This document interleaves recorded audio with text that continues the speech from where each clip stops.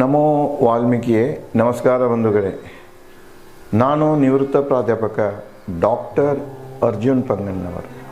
ಹೇ ಸೀತಾರಾಮ್ ವಾಹಿನಿಯ ವಾಲ್ಮೀಕಿ ರಾಮಾಯಣ ಅಂದು ಇಂದು ಚಿಂತನ ಕಾರ್ಯಕ್ರಮದ 515ನೇ ಸಂಚಿಕೆಗೆ ತಮ್ಮೆಲ್ಲರಿಗೂ ಸ್ವಾಗತ.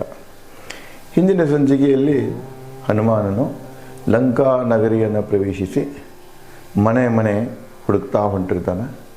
ಅವನಿಗೆ ಕಣ್ಣಂಥ ದೃಶ್ಯವನ್ನು ಆ ದಿವಸ ಹುಣ್ಣಿಮೆ ಇರ್ತಿದೆ. ಚಂದ್ರನ ಬೆಳಕಿನಿಂದ ನಗರ ಚಂದ ಕಾಣಿಸ್ತದೆ. ನಗರದಿಂದ ನುತ್ತು ನೋಡೋರಿಗೆ ಚಂದ್ರ ಯಾವ ರೀತಿ ಕಾಣ್ತಿದ್ದ ಅನ್ನುವಂಥ ಹೋಲಿಕೆಯನ್ನು ರಸವತ್ತಾಗಿ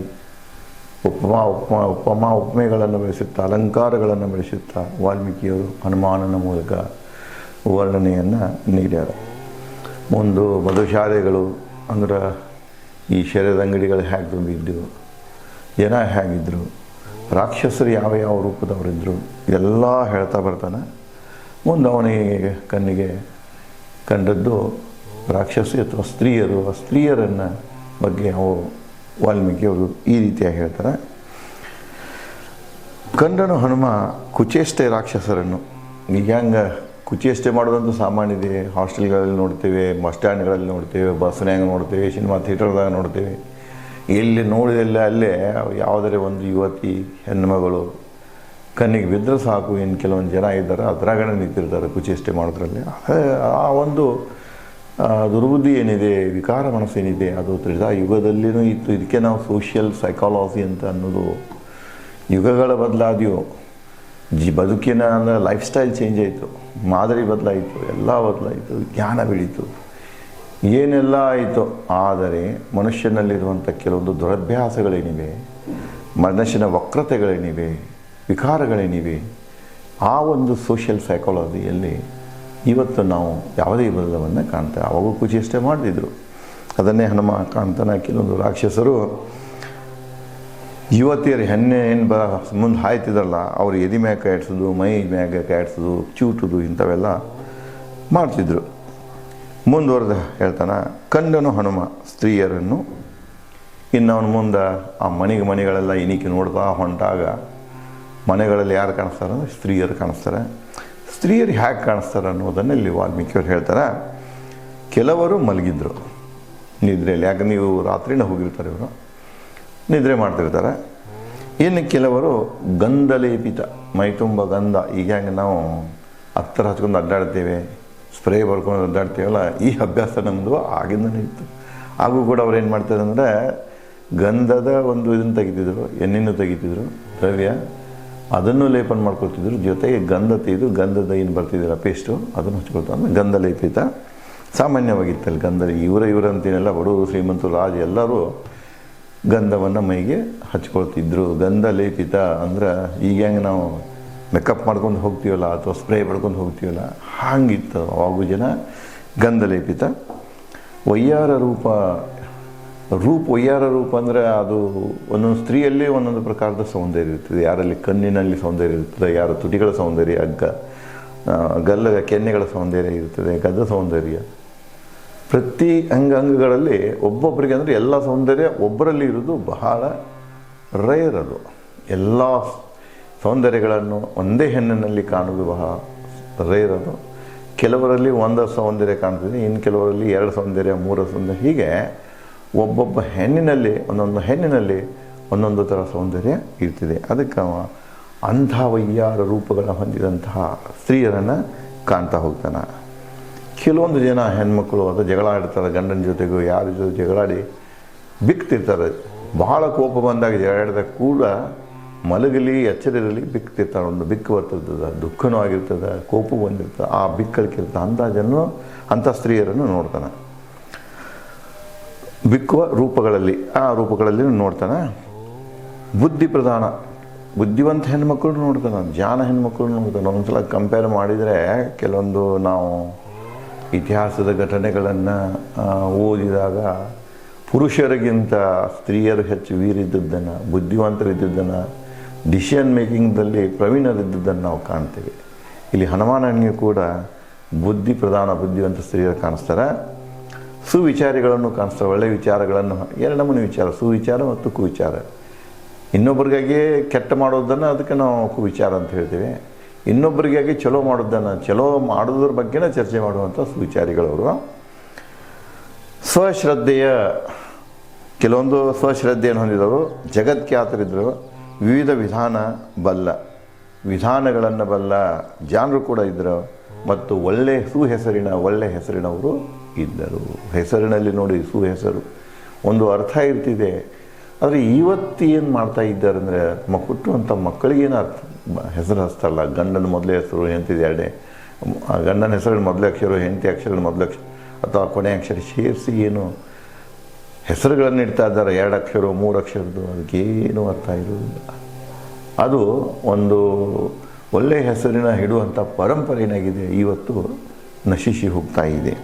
ಅಲ್ಲಿ ಅವನು ಹೆಸರುಗಳಲ್ಲಿಯೂ ಕೂಡ ಸುಹೆಸರುಗಳನ್ನು ಕಂಡ. ಯಾತುಧಾನ ಅಂದರೆ ಪಿಶಾಚಿ ರಾಕ್ಷಸ. ಯಾತುಧಾನ ಕಂಡ ಹನುಮ, ಒಬ್ಬ ಪಿಶಾಚಿಯನ್ನು ಕಾಣ್ದ ಹನುಮ. ಸುದ್ರೂಪಿ ಸದ್ಗುಣಿ ತೇಜಸ್ವಿ ಜನ ಕಂಡು ಸಂತೋಷಪಟ್ಟ. ಕೆಲವೊಂದು ರಾಕ್ಷಸರಲ್ಲಿ ಜನರಲ್ಲಿ ಒಳ್ಳೆಯವರಿದ್ದರು, ಒಳ್ಳೆಯ ರೂಪದವರಿದ್ದರು, ಸದ್ಗುಣಿಗಳನ್ನು ಇದ್ದರು, ಮುಖದಲ್ಲಿ ಮಹಾ ತೇಜ್ ಇತ್ತು. ಅಂತಹ ಜನರನ್ನು ಕಂಡ ಹನುಮ ಸಂತೋಷಪಡ್ತಾನ.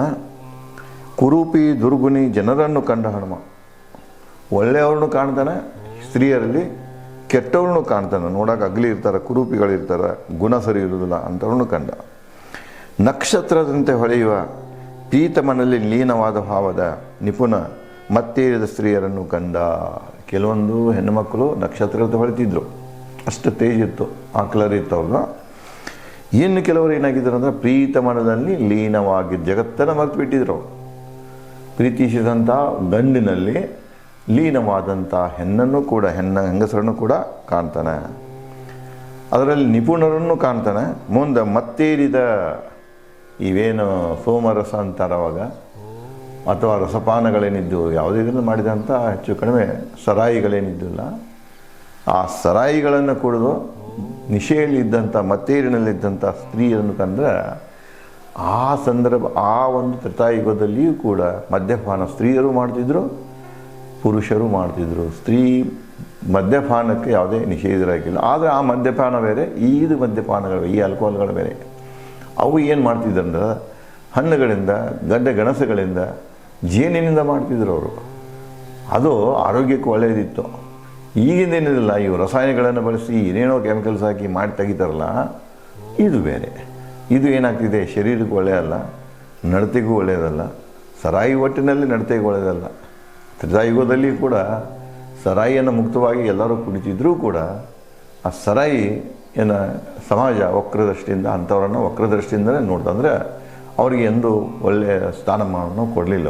ಅವರನ್ನು ಏನಂದ್ರೆ ಔಟ್ಕಾಸ್ಟ್ ಅಂತ ಇದಂತ ಹೇಳ್ತೇವೆ, ಔಟ್ಲಾ ಅಂತ ಹೇಳ್ತೇವೆ ನಾವು. ಅಂದರೆ ಎಲ್ಲ ಕಾನೂನು ಬಾಹಿರ ಮಂದಿ ಅಥವಾ ಎಲಿಮೆಂಟ್ಸ್ ಅಂತ ಹೇಳ್ತೇನೆ. ಯಾವುದಂದರೆ ಆ್ಯಂಟಿ ಎಲಿಮೆಂಟ್ಸ್ ಅಂತ ಕರಿತೀವಿ, ಸಮಾಜದಲ್ಲಿರುವಂಥ ಘಾತಕ ಶಕ್ತಿಗಳಂತಲೇ ನೋಡ್ತಿದ್ರು. ಹಕ್ಕಿಯಂತೆ ಹೂಗಳನ್ನಪ್ಪಿಕೊಂಡು ಶೃಂಗರಿಸಿಕೊಂಡ ಪ್ರೀತಮರನ್ನು ಅಪ್ಪಿಕೊಂಡು ಸಖಿ ಸ್ತ್ರೀಯರು. ಕೆಲವೊಂದು ಸ್ತ್ರೀಯರು ಏನು ಮಾಡ್ತಿದ್ರು ಅಂದರೆ ಹೂಗಳನ್ನು ಅಪ್ಪಿಕೊಂಡಂಥ ಹಕ್ಕಿಗಳಂತೆ ಕಾಣ್ತಿದ್ರು. ಹೂವಿನ ಗಿಡದಲ್ಲಿ ಹಕ್ಕಿ ಹೋಗಿ ಕುತ್ತಂದ್ರೆ ಅದು ಹೆಂಗೆ ಕಾಣಿಸ್ತಿದ್ದಪ್ಪ ಕವಿಗೆ ಅಂದ್ರೆ, ಹಕ್ಕಿ ಹೂವನ್ನು ಅಪ್ಕೊಂಡಿದೇನೋ ಅಂತ ಕಾಣಿಸ್ತಿದೆ. ಹಂಗೆ ಯಾರು ಕಾಣಿಸ್ತಿದ್ರು ಅಂದ್ರೆ, ಶೃಂಗಾರ ಮಾಡಿಕೊಂಡು ಹೆಣ್ಣು ತನ್ನ ಪ್ರೀತಮನನ್ನು ತಬ್ಬಿಕೊಂಡು ಏನು ಕೂತಿದ್ರಲ್ಲ ಅವರು ಈ ರೀತಿಯಾಗಿ ಕಾಣ್ತಾರೆ. ಸಖಿ ಸ್ತ್ರೀಯರನ್ನು ಕಂಡನು ಮಾತ ಪ್ರೀತಮನ ಮಡಿಲಲ್ಲಿ ಕುಳಿತು, ಮಾಳಿಗೆಯ ಮೇಲೆ ಕುಳಿತು, ಪತಿ ಸೇವಾನಿರತ ಪ್ರತಿರೂಪಿ ಸ್ತ್ರೀಯರನ್ನು ಕಂಡ. ಈ ಸ್ತ್ರೀಯರ ಪ್ರಕಾರ ಎಷ್ಟು ಚಂದ ಹೇಳ್ಕೊಂತಾರೆ ನೋಡ್ರಿ ವಾಲ್ಮೀಕಿಯವರು. ಪ್ರೀತಮನ ಮಡಿಲಲ್ಲಿ, ಪ್ರೀತಿಸಿದವನ ಮಡಿಲಲ್ಲಿ ಕೂತವರು ರೊಮ್ಯಾಂಟಿಕ್ ಮೂಡ್, ಅದು ರೋಮಾಂಚನಕಾರ ಒಂದು ಕ್ಷಣ ಮತ್ತು ಅದು ಒಂದು ಸನ್ನಿವೇಶ. ಸೊ ಎಲ್ಲನೂ ಮರೆತು ಪ್ರೀತಮನ ಮಡಿಲಲ್ಲಿ ಕೂತಂಥ ಸ್ತ್ರೀಯರನ್ನು ಕಂಡವ. ಮುಂದೆ ಮಾಳಿಗೆ ಮ್ಯಾಗ ಕೆಲವೊಂದು ಜನ ಮಾಡ್ತಿದ್ರು ಅಂದ್ರೆ ಅಲ್ಲಿ ಕೆಲವೊಂದು ಜನ ಕೂತಿದ್ರು. ಅಂದ್ರೆ ಸ್ತ್ರೀ ಪುರುಷ ಅಥವಾ ಪ್ರೀತಮ ಪ್ರಿಯಸಿ ಈ ದೃಶ್ಯಗಳನ್ನು ಮಾಳಿಗೆ ಮೇಲೆ ಕೂತು ಗಂಡ ಹೆಂಡತಿ ಈ ದೃಶ್ಯಗಳನ್ನು ನೋಡ್ತಾನೆ ನಾವು ಹೆಣ್ಣೆಂದು. ಪತಿ ಸೇವಾನಿರತರು ಇದ್ದರು, ಗಂಡನ ಸೇವೆ ಮಾಡ್ತಾ ಇರುವಂಥ ಸ್ತ್ರೀಯರನ್ನು ಕಂಡ.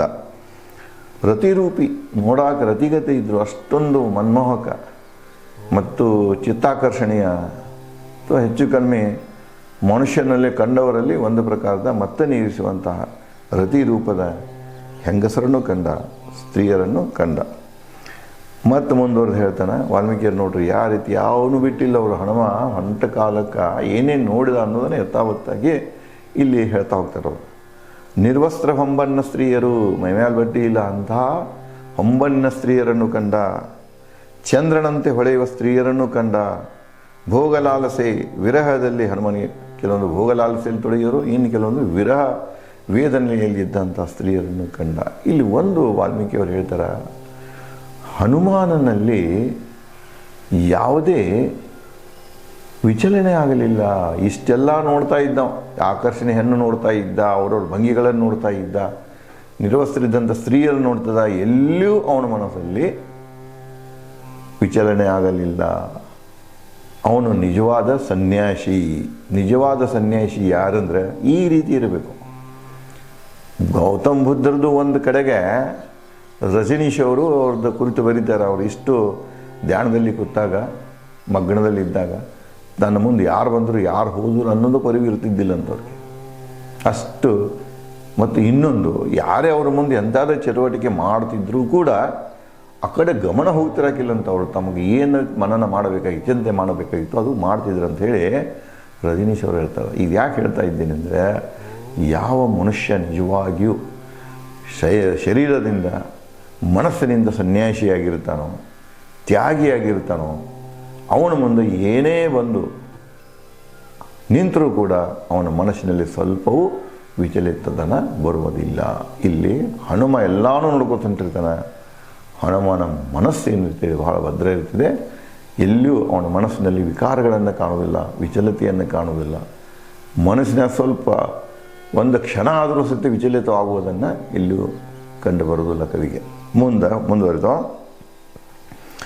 ಸುಖಭೋಗದಲ್ಲಿ ತಲ್ಲೀನ. ಕೆಲವು ಸ್ತ್ರೀಯರು ಸುಖಭೋಗದಲ್ಲಿ ತಲ್ಲೀನಿದ್ರು. ಪ್ರೀತರನ್ನು ಪಡೆದ ಮನೆಯಲ್ಲಿ ಸುಖವಾಗಿದ್ದು ಸ್ತ್ರೀಯರನ್ನು ಕಂಡ ಹನುಮ. ಇನ್ನು ಕೆಲವರು ಯಾರನ್ನು ತಾವು ಪ್ರೀತಿ ಮಾಡಿದ್ರಲ್ಲ ಅಂಥವರೇ ಗಂಡಾಗಿ ಬಂದಾಗ ಭಾಳ ಸುಖವಾಗಿರ್ತಾರೆ. ಮೆಚ್ಚಿದ ಪುರುಷನನ್ನು ಗಂಡನಾಗಿ ಪಡೆದಂಥವರು ಭಾಳ ಸುಖಿಗಳಾಗಿರ್ತಾರೆ. ಯಾಕಂದರೆ ಆಸೆನೇ ಇರಲಿಲ್ಲ, ಎಲ್ಲ ಇದಾಗಿರ್ತದೆ. ಅಂಥ ಸ್ತ್ರೀಯರನ್ನು ಕೂಡ ಹನುಮ ಇಲ್ಲಿ ನೋಡ್ತಾನೆ.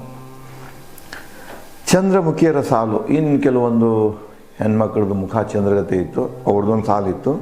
ವಕ್ರ ಹುಬ್ಬಿನ ಕಣ್ಣಿನವರ ಸಾಲು, ಆಭರಣಗಂತೆ ಹೊಳೆಯುವ ಚೆಲುವಿಯರ ಸಾಲು. ಇಲ್ಲಿ 3 ಪ್ರಕಾರ ಸಾಲು ಇತ್ತು. ಒಂದು ಚಂದ್ರಮುಖಿಯರ ಸಾಲು, ಅವ್ರ ಮುಖ ನೋಡಾಕ ದುಂಡಗ ಚಂದ್ರಗತಿ ಕಾಣಿಸ್ತಿತ್ತು, ಹೊಳಪ್ತಿತ್ತು.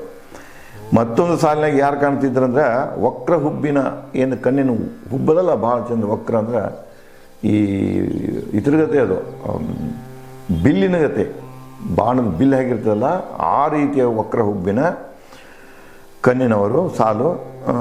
ಆಭರಣಗಳಂತೆ ಹೊಳೆಯುವ ಚೆಲುವಿಯರು. ಕೆಲವೊಂದು ಆಭರಣಗಳಂತೆ ಹೊಳೆಯುವಂಥ ಚೆಲುವಿಯರ ಸಾಲು ಯಾರಿಗೆ, ಹನುಮನಿಗೆ ಕಣ್ಣಿಗೆ ಬೀಳ್ತದೆ. ಕಂಡನು ಹನುಮ ಎಲ್ಲ ಪ್ರಕಾರದ ಸ್ತ್ರೀಯರನ್ನು ಕಾಣ್ತಾನೆ. ಎಲ್ಲ ಭಂಗಿಯಲ್ಲೂ ಕಾಣಿಸ್ತಾನೆ. ಭಂಗಿಯಲ್ಲಿ ಕಾಣಿಸೋದು ಅದು ಭಾಳ ಮುಖ್ಯ. ಯಾವ ನಿದ್ರಾ ಭಂಗಿಯಲ್ಲಿ ಇದ್ದಿದ್ದು, ಪ್ರೀತಿಯ ಭಂಗಿಯಲ್ಲಿ ಇದ್ದಿದ್ದು, ಅಥವಾ ಭೋಗದ ಭಂಗಿಯಲ್ಲಿ ಇದ್ದಿದ್ದು, ಸಂಭೋಗದ ಭಂಗಿಯಲ್ಲಿ, ಪ್ರತಿಯೊಂದು ಭಂಗಿಯಲ್ಲಿ ಇರುವಂಥ ಸ್ತ್ರೀಯರನ್ನು ಕಾಣ್ತಾನೆ. ಸ್ತ್ರೀಯರನ್ನು ಕಂಡ ಹನುಮಗೆ ಕಾಣಲಿಲ್ಲ ಪೂರ್ಣ ಅರಳಿದ ಬಳ್ಳಿ ಅಂತ ಸದ್ಗುಣಿ. ಎಲ್ಲಾನು ಕಂಡ್ರು, ಒಬ್ಬರು ಕಾಣಲಿಲ್ಲ. ಅವ್ರನ್ನ ಹೆಂಗೆ ಅದಕ್ಕೆ ಹೋಲಿಸ್ತಾನಂದ್ರೆ, ಪೂರ್ಣ ಅರಳಿದ ಬಳ್ಳಿಯಂತಹ ಸದ್ಗುಣಿ. ಪೂರ್ಣ ಅರಳಿದ ಬಳ್ಳಿಯಂತಹ ಸದ್ಗುಣಿ ಮಾತ್ರ ಕಾಣಲಿಲ್ಲ. ಸದ್ಗುಣಿ ಯಾರಂದರೆ ಇವರು ಸೀತೆ. ಎಲ್ಲನೂ ನೋಡಿದೆ ನಾನು, ಸೀತೆ ಮಾತ್ರ ಅವರಲ್ಲಿ ಕಾಣಲಿಲ್ಲ. ಸುಸಂಸ್ಕೃತ ಸೀತೆ ಎಲ್ಲಿ ಕಾಣಲಿಲ್ಲ. ಸುಕುಲದ ಧರ್ಮಿಷ್ಠ ಪತಿನಿಷ್ಠ ಸ್ತ್ರೀ ಶ್ರೇಷ್ಠ ರಾಮನ ಪತ್ನಿ ಸೀತೆ ಹನುಮನಿಗೆ ಎಲ್ಲಿಯೂ ಕಾಣಲಿಲ್ಲ. ನೋಡಿ, ಸೀತೆ ಗುಣಗಳನ್ನು ವಾಲ್ಮೀಕಿಯವರು ಯಾವ ರೀತಿಯ, ಒಂದನೇದು ಸದ್ಗುಣಿ, ಎರಡನೇದು ಸುಸಂಸ್ಕೃತಿ, ನಾವು ಓದಲೇ ಇರಲಿ, ಸಂಸ್ಕೃತಿ ಭಾಳ ಇಂಪಾರ್ಟೆಂಟ್. ಸಂಸ್ಕೃತಿ ಸಂಸ್ಕಾರದಿಂದ ಬರುತ್ತಿದೆ. ಹರಿಯುವ ನೀರು ಭೂಮಿಯಾಗಿ ಹೋತಂದ್ರೆ ಭೂಮಿಗೆ ಹರಿಯುವ ನೀರಿನ ಸಂಸ್ಕಾರ ಆಗ್ತಿದೆ, ಸೂರ್ಯನ ಸಂಸ್ಕಾರ ಆಗ್ತಿದೆ, ನಾವು ಹಾಡುವಂಥ ಹಾಡಿನ ಸಂಸ್ಕಾರ ಆಗ್ತಿದೆ, ಸಂಪರ್ಕ ಯಾರ ಜೊತೆಗೆ ಮಾಡಿರ್ತೀವೋ ಸ್ನೇಹಿತರ ಅವ್ರ ಸಂಸ್ಕಾರ ಆಗ್ತಿದೆ, ಗುಣದ ಸಂಸ್ಕಾರ ಆಗ್ತಿದೆ. ಸಂಸ್ಕಾರ ಇದು ಯಾರು ನಾವು ಜೊತೆಗೆ ನಾವು ಬರ್ತೇವೆ ಅಥವಾ ಸಂಘ ಬೆಳೆಸ್ತೇವೆ, ಸ್ನೇಹ ಬೆಳೆಸ್ತೇವೆ, ಅವ್ರದ್ದು ಗುಣಗಳ ಸಂಸ್ಕಾರ ನಮಗೆ ಆಗಿದೆ. ಇದು ಜೀವಿಗಳಲ್ಲೇನೂ ಇದೆ, ನಿರ್ಜೀವಿಗಳಲ್ಲಿ ನೋಡ್ರಿ ನೀವು. ಉದಾಹರಣೆಗೆ ಮಳೆ ಬಂದಾಗ ಭಯಂಕರ ನೀರು ಬಂದು ಹರಿದು ಹೋಯ್ತು ಅಂದ್ರೆ ಅದು ಎಷ್ಟು ಹರಿದು ಹೋಗಿರ್ತದೆ, ಎಲ್ಲೆಲ್ಲೇ ಅಲ್ಲೆಲ್ಲ ಕೊರ್ಕೊಂಡು ಹೋಗಿರ್ತದೆ, ಅದು ಸಂಸ್ಕಾರ ಆಗಿರ್ತದೆ. ಅದನ್ನೆಲ್ಲ ಕೊರೆದು ಇಳಿಜಾರಿಗೆ ತಾನು ಓಡಿ ಹೋಗುವಂಥ ಸ್ಥಳ ಮಾಡ್ಕೊಂಡು ನೀರಿನ ಸಂಸ್ಕಾರದ್ದು.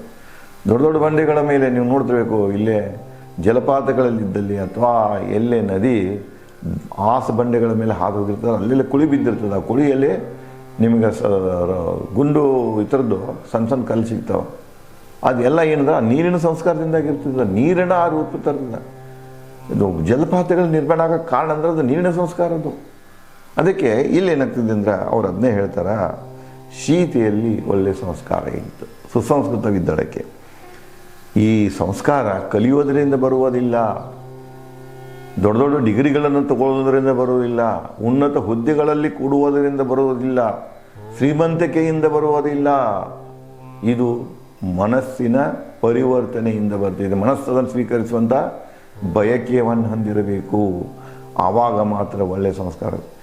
ಕೆಟ್ಟದ್ದಿತ್ತಪ್ಪ ಅಂದ್ರೆ ನಾನು ಕಳ್ಳಾಗಬೇಕಂತ ಮನಸ್ಸಿನ ಬಯಕೆ ಮಾಡಿದ್ರೆ ಕಳ್ಳಾಗ್ತೀವಿ, ಅದು ಒಳ್ಳೆಯ ಸಂಸ್ಕಾರ ಅಲ್ಲ, ಅದು ಕುಸಂಸ್ಕೃತಿ. ಅದು ಅದೇ ನೀನು ಒಬ್ಬ ಸಜ್ಜನನಾಗಬೇಕು, ಇತರರಿಗೂ ನಾನು ಸಹಾಯ ಮಾಡಬೇಕು, ಯಾರಿಗೂ ಕೆಟ್ಟ ಕೆಲಸ ಮಾಡಬಾರ್ದು, ನಾನು ಬಾಳಬೇಕು, ಇನ್ನೊಬ್ಬರು ಬಾಳಬೇಕು, ಅವರು ಬಾಳದಂಗೆ ಅವರು ಬಾಳಲಿಕ್ಕೆ ನಾನು ಅಡ್ಡಿ ಆಗಬಾರ್ದು. ಈ ಸುವಿಚಾರಗಳನ್ನು ಹೊಂಟಂದ್ರೆ ಅವನಲ್ಲಿ ಆ ವಿಚಾರಗಳ ಸಂಸ್ಕಾರ ಆಗ್ತಿದೆ. ಅದಕ್ಕೆ ಸೀತೆಯಲ್ಲಿ ಹುಟ್ಟಿನಿಂದ ತವರ ಮನೆಯಲ್ಲಿ ಆಯಿತು, ಗಂಡನ ಕೂಡ ಬರ್ತಾಳೆ, 1 ವರ್ಷ ಅಷ್ಟೇ ಊರಾಗಿಟ್ಟಿರ್ತಾರೆ, ಅದರಿಂದ ಅಯೋಧ್ಯದಲ್ಲಿ ಇರ್ತಾಳೆ, 10-11 ವರ್ಷ ಗಂಡನ ಜೊತೆಗಿರ್ತಾಳೆ. ಅದಕ್ಕೆ ಅವಳಿಗೆ ಒಳ್ಳೆಯ ಸಂಸ್ಕಾರ ಆಗಿರ್ತದೆ. ಅದಕ್ಕೆ ಸುಸಂಸ್ಕೃತಿ ಅಂತ ಸಂಬೋಧನೆ ಮಾಡ್ತಾನೆ. ಸುಕುಲದಲ್ಲಿ ಉತ್ತಮ ಕುಲದಲ್ಲಿ ಹುಟ್ಟಿದಂಥ ಸೀತೆ, ರಾಜನ ಅಂದರೆ ಜನಕರಾಜನ, ಅಲ್ಲಿ ಜನಕರಾಜ, ಇಲ್ಲಿ ಅಯೋಧ್ಯ. ಎರಡೂ ಕುಟುಂಬಗಳು ಹೆಂಗಿದ್ದಪ್ಪ ಅಂದ್ರೆ ಸುಸಂಸ್ಕೃತ ಕುಟುಂಬಗಳಿದ್ದು. ಯಾವ ಕುಟುಂಬದಲ್ಲಿ ಹುಡ್ತಿರಲ್ಲ, ಯಾವ ಮನೆತನದಲ್ಲಿ ಹುಡ್ತಿರ ಆ ಮನೆತನಕ್ಕೆ ಕುಲ ಅಂತ ಕರೀತಾರೆ. ಇದೇನು ನಮ್ಮದು ವಸ್ಟ್ ಪದ್ಧತಿ, ಜಾತಿ ಏನಿದೆಯಲ್ಲ, ಕಾಸ್ಟ್ ಸಿಸ್ಟಮ್ ಈಗಿಂದ ಏನದಲ್ಲ. ನಾವು ಬಡಾಡಿ ಸಾಹಿತ್ಯ ಮೊದಲು ಜಾತಿ ನಿರ್ಮಾಣ ಮಾಡೋಣ ಅಂತ ಹೇಳಿದರು ಸಂವಿಧಾನದಾಗ. ಫಸ್ಟ್ ಪ್ರಿಯಾರಿಟಿ ಯಾವುದೇ ಹೆಸರಿನಿಂದ ಜಾತಿಯನ್ನು ಗುರುತಿಸತಕ್ಕದ್ದು ಅದು ಅಸಂವಿಧಾನಾತ್ಮಕ. ಜಾತಿ ವ್ಯವಸ್ಥೆಯನ್ನೇ ನಿರ್ಮೂಲ ಮಾಡಬೇಕು. ಜಾತಿ ವ್ಯವಸ್ಥೆಯಿಂದ ಶತಶತಮಾನಗಳಿಂದ ಈ ಕೆಳವರ್ಗದವರನ್ನು ಶೋಷಣೆ ಮಾಡ್ಯಾರ, ಒಪ್ತೇವೆ. ಆದರೆ ನೀವೇ ಇವತ್ತು ಜಾತಿ ಆಧಾರದ ಮೇಲೆ ರಿಸರ್ವೇಷನ್ ತಗೊಳಕತ್ತೀರಿ, ಹೆಮ್ಮೆಯಿಂದ ಹೇಳ್ಕೊಳಕತ್ತೀರಿ. ನಾನು ಆ ಜಾತಿ, ನಾನು ಈ ಜಾತಿ, ನಂದು ಈ ಜಾತಿ, ನನಗೆ ಎಷ್ಟು ಪರ್ಸೆಂಟೇಜ್. ಜಾತಿ ಯಾವಾಗ ಹೋಗುದಿದ್ದು ಅಂದರೆ ನಿಮ್ಮ ಉದ್ದೇಶ ಈ ಜಾತಿ ವ್ಯವಸ್ಥೆ ಇರಬೇಕಂತ ಇದನ್ನು ಪರ್ಮನೆಂಟ್ ಆಗಿ ಇರೋದಂತಂದ್ರೆ ಹಿಂದಿನವ್ರನ್ನ ಯಾಕೆ ಬೈತೀರಿ ನೀವು? ಈ ಜಾತಿಯನ್ನು ಮೊದಲಿಂದ ಬಂದಿಲ್ಲ, ಅದನ್ನು ಹುಟ್ಟು ಹಾಕಿದವ್ರ, ಸ್ವಲಾಭಕ್ಕಾಗಿ ಹುಟ್ಟು ಹಾಕಿದವ್ರ ನೀವು ಬೈತೀರಿ. ಈಗ ಬೈಯುವಷ್ಟು ನಿಮ್ಮಲ್ಲಿ ಆ ಮಾರಲ್ ಇಲ್ಲ. ಯಾಕಂದರೆ ನೀವು ಕೂಡ ಏನು ಮಾಡ್ತಾ ಇದ್ದೀರಿ, ಜಾತಿ ಆಧಾರದ ಮೇಲೆ ಲಾಭಗಳಿಗೆ ಲೆಕ್ಕ ಹಾಕಿ ಆ ಜಾತಿ ಬೇರನ್ನು, ವ್ಯವಸ್ಥೆಯ ಬೇರನ್ನು ಮತ್ತಷ್ಟು ಗಟ್ಟಿ ಮಾಡ್ತಾ ಇದ್ದೀರಿ. ಇಲ್ಲಿ ನಾವು ಇದರ ಸತ್ಯಾಂಶವನ್ನು ಅರ್ಥ ಮಾಡಿಕೊಳ್ಬೇಕು. ಇದೇ ರೀತಿಯಾಗಿ ಹನುಮ ಮುಂದೆ ಸೀತೆಯ ಗುಣಗಳನ್ನು, ಯಾವ್ಯಾವ ಗುಣಗಳನ್ನು ಹೊಂದಿದಳನು, ವರ್ಣನೆಯನ್ನು ಯಾವ ರೀತಿ ಮಾಡ್ತಾನೆ, ವಾಲ್ಮೀಕಿಯವರು ಯಾವ ರೀತಿ ಮಾಡ್ತಾ ಇರ್ತಾರ ಹನುಮಾನನಲ್ಲಿ ಅಂತೇಳಿ ಆ ವಿಚಾರಗಳನ್ನು ನಾನು ತಮಗೆ ಮುಂದಿನ ಸಂಚಿಕೆಯಲ್ಲಿ ಹಂಚಿಕೊಳ್ಳದೆ. ಧನ್ಯವಾದ.